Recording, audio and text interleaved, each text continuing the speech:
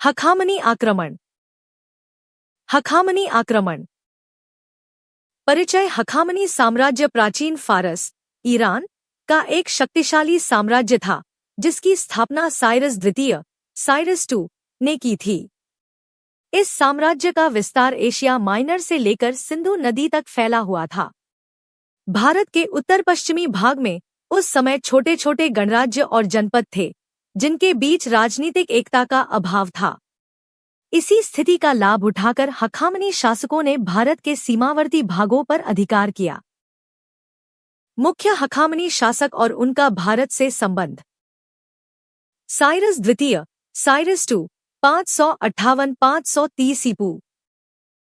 इसने सबसे पहले गांधार प्रदेश, आज का अफगानिस्तान और पाकिस्तान का भाग, पर आक्रमण किया। भारत और फारस के बीच संपर्क का प्रारंभ इसी के समय से हुआ। कंबुजिया या कैम्बाइसिस II 530-522 ईपू। इसने मिस्र पर विजय प्राप्त की, भारत पर प्रत्यक्ष आक्रमण नहीं किया। दारा प्रथम दैरियस I 522-486 ईपू। साइरस के द्वारा जीते गए क्षेत्रों को संगठित किया और सिंधु क्षेत्र को अपने साम्राज्य का अंग बनाया। इस क्षेत्र को हिंदू सत्रापी, हिंदुश सैट्रैपी कहा गया। हेरोडोटस के अनुसार यह सत्रापी फारसी साम्राज्य की सबसे धनी सत्रापी थी।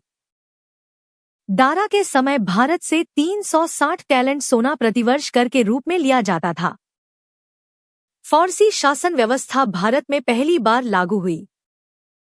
जर्कसीज I 486-465 ईपू।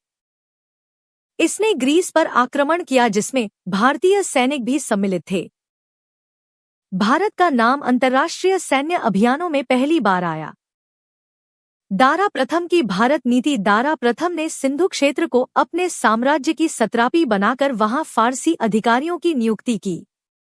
कर संग्रह की व्यवस्था बनाई गई और व्यापार पर नियंत्रण किया गया। भारत और फारस के बीच स्थायी प्रशासनिक व सांस्कृतिक संबंध स्थापित हुए।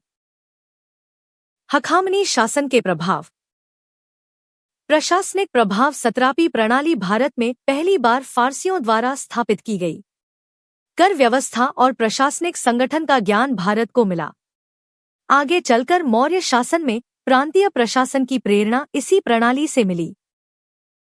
सांस्कृतिक प्रभाव। भारत में फारसी स्थापत्य, मूर्तिकला और शिल्पकला का प्रभाव दिखा। शिलालेख लेखन की परंपरा फारस से प्रेरित थी। अशोक के अभिलेखों में प्रयुक्त चमकदार पालिश फारसी तकनीक से प्रभावित थी। आर्थिक प्रभाव। व्यापार मार्ग खुले और भारत का पश्चिमी देशों से वाणिज्यिक संबंध बढ़ा। भारत से मसाले, हाथीदांत, कीमती पत्थर और हाथी निर्यात होने लगे। मुद्रा प्रणाली का विकास हुआ। सैन्य प्रभाव। भारतीय सैनिकों को फारसी सेना में शामिल किया गया। विदेशी सैन्य अनुशासन और प्रशिक्षण की परंपरा का प्रभाव भारत पर पड़ा। भारतीय समाज पर प्रभाव। भारत और पश्चिम के बीच सांस्कृतिक मेलजोल बढ़ा। सीमावर्ती क्षेत्रों में फारसी भाषा, वस्त्र और जीवन शैली का प्रभाव पड़ा। भारतीय सभ्यता अधिक व्यापक और संगठित रूप में विकसित हुई।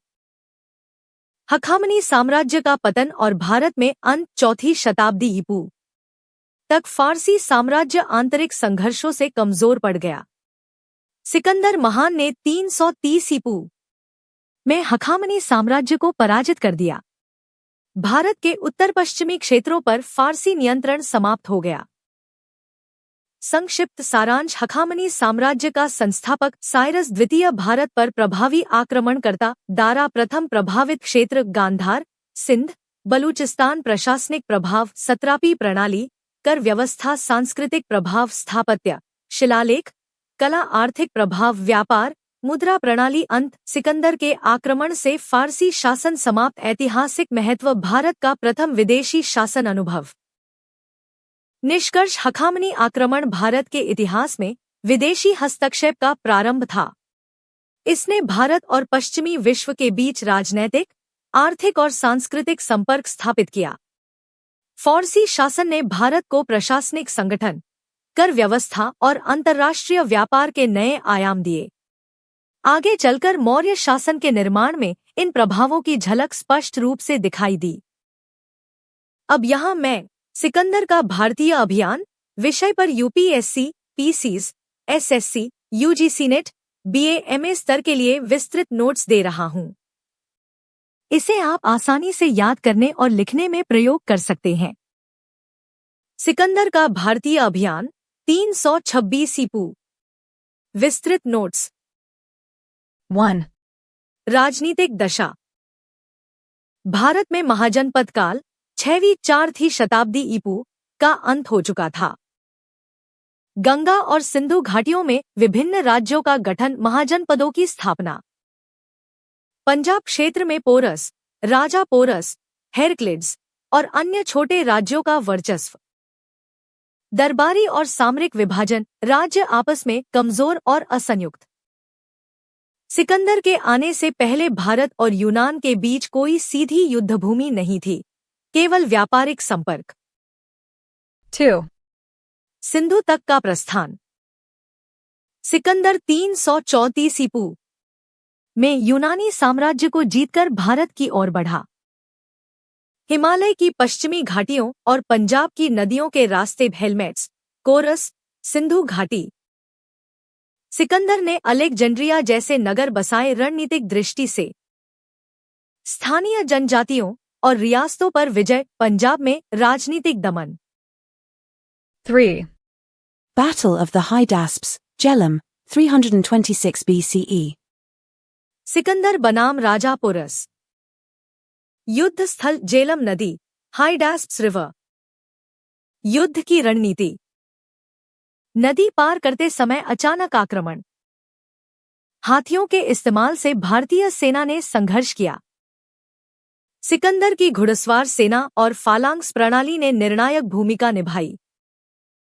परिणाम। पोरस को पराजित किया गया, पर सम्मानपूर्वक स्वतंत्र राजा बनाए रखा। सिकंदर की विजय। भारतीय उपमहाद्वीप में यूनानी प्रभुत्व की शुरुआत। 4.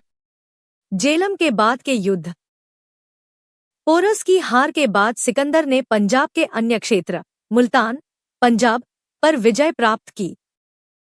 स्थानीय जनजातियों के खिलाफ अभियान, अक्सर कठिनाई हाथियों और नदी बाधाओं के कारण। यमुना और गंगा की ओर बढ़ने की योजना बनाई, लेकिन सैनिकों की थकान और विद्रोह 326 ईपू के कारण आगे बढ़ना असंभव। 5. Return of Alexander. सेना का मनोबल गिरा, आगे बढ़ने से इनकार। सैनिकों के थकान, विदेशी भूमि और जलवायु की कठिनाई।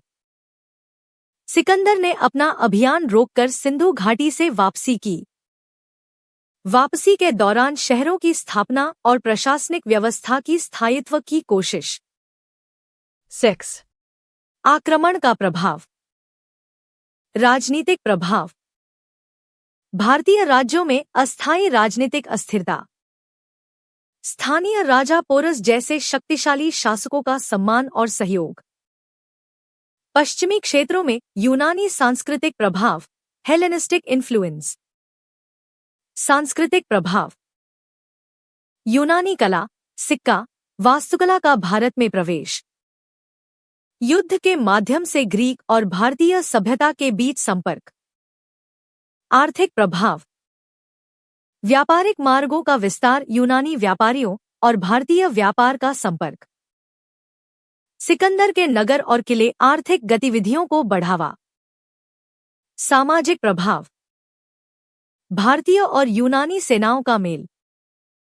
स्थानीय जातियों और जनजातियों में नई रणनीतिक सोच। संक्षेप में फ्लो, स्मरण हेतु।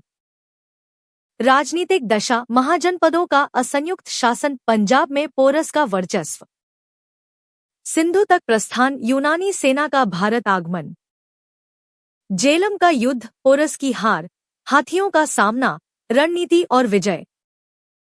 जेलम के बाद के युद्ध, पंजाब की अन्य रियासतों पर विजय।